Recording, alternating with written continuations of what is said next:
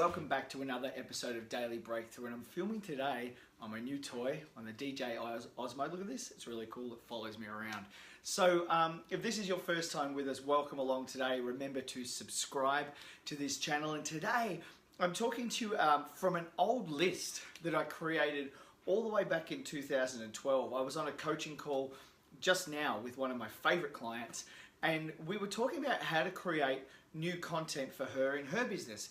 And I spoke to her about an old list that I created. It was called the 101 things that you absolutely must do in your small business. I created it back in 2012.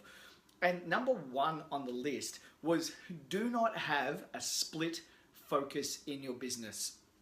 And I was so pleased to be able to go back and revisit this content and talk to her about what it meant. And now I get to talk to you about what it means as well. What does it mean to not have a split focus in your business? Well, the reason I wrote this rule in the first place for you in your business came when I went into a hairdressing salon in Devonport in Tasmania all the way back in 2011, I think it was.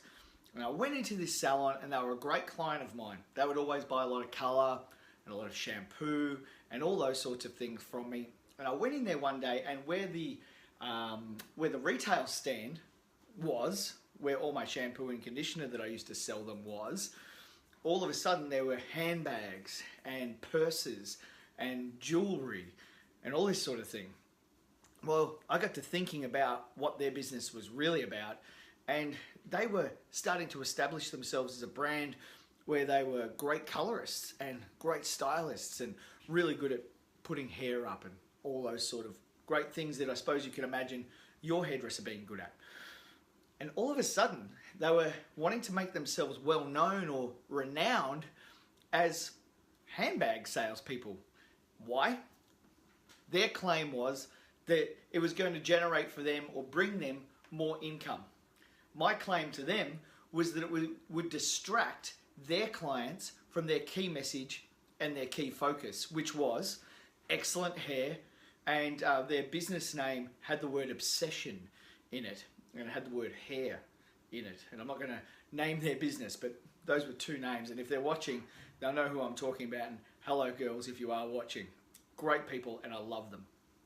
However, it was distracting from the business, and I'm sure they would agree with me today, because I'm certain that it's not something that they still follow. Now, I see a lot of businesses having a split focus because they're too afraid to go in a narrow path and a deep path and really crunch down on a specific area of focus. A lot of businesses that I see will diversify what they do to please the marketplace because they're too afraid of being narrow with what most business coaches call a niche market. Now, a niche market means that you need to clearly identify one person with one problem, go out to them with one solution, do it for 1 year, and do it through one really specific channel. A friend of mine calls this the rule of 5 ones. If you have a split focus in your business and you are offering a whole bunch of different things, then it waters down the message that you're putting out to the marketplace. If you have an unclear message or a message that's watered down, it's going out to the marketplace, your potential market will get confused with what it is you offer. Are you a handbag shop or are you a hairdressing salon?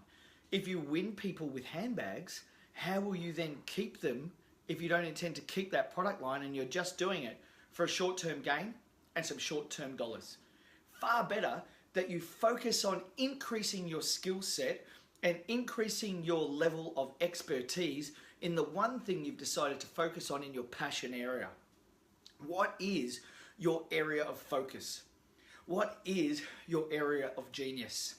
What is it that you really do? And who is it that you really, really help and want to continue to help into the future? If you focus on the money will never come. So what should you do? Focus on who you help, number one. Make sure that you have clearly identified who your market is. Clearly identify that market so well that you can articulate their biggest problems better than they can. your job then, through your marketing, through your content, through what you put out there into the marketplace, will then pose a few things in their mind. First thing it will pose in their mind is that they have a problem and that you can solve it, that you can articulate their fear and their frustration way better than they can. Now, you can do this if you are spreading yourself a bit too thin, but the message again will just get watered down and your marketplace will get confused. They may not come back to you as often, and they may not spend with you as regularly on the things that you want them to spend on. They may spend once on that new thing, but they don't keep coming back to you for what you are well known for, and renowned as. So what is it in your business that you want to be known for? Is it having a few more dollars in the till? Because nobody really knows that. That's to please you. If you have a servant heart and you choose to serve the marketplace, then you will serve them from your place of expertise and you'll never think about diversifying your market. It's far better that you stay specific and become passionate and then become very patient with the one thing that you're incredibly gifted at and do more of that for more people more often than to spread yourself thin and maybe dabble in other key areas.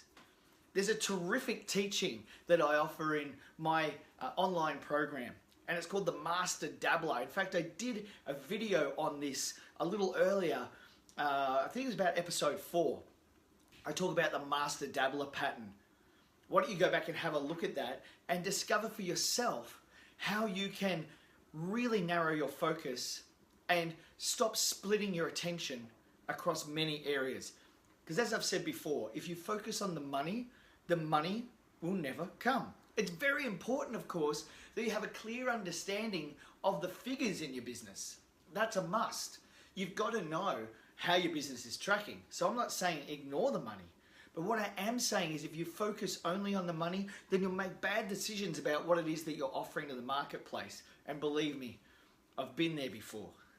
It's tiring, it feels frustrating, and it's not something that you want to get involved in. What I really encourage you to do today is get super clear on your message. Get super clear on who you help, and get even more clear on where those people are looking for the solution in their life to what it is that you have. Do this. Stop splitting the focus on your business. If you're a personal trainer and you're running like one of those milkshake sort of fitness things, decide which one of those you want to grow the most and focus on that. If you want to grow the protein shakes, that is your business. The other part of it may support what you do, but it is not a business that you will grow. It's a part of the support structure for the other thing. And if that fitness part is the part of the business that you want to grow, then I want to encourage you to do everything that you can to make sure that you are the expert in that area. And that way you don't have to spend all that time and energy and effort and brain power and thinking and marketing time and all that other sort of precious time that you have that you could be spending with friends and family and loved one and having holidays. I don't want you to spend that on a distracting energy that's going to take away from your area of expertise. So, have you enjoyed today's Daily Breakthrough? If you have, let me know in the comments below. Thank you so much for subscribing. Remember, go ahead to my website if you would like more resources and more information and more tools on growing your business today. This is today's Daily Breakthrough. I'm Grant. It's great to see you, and I'll see you again tomorrow. All the best.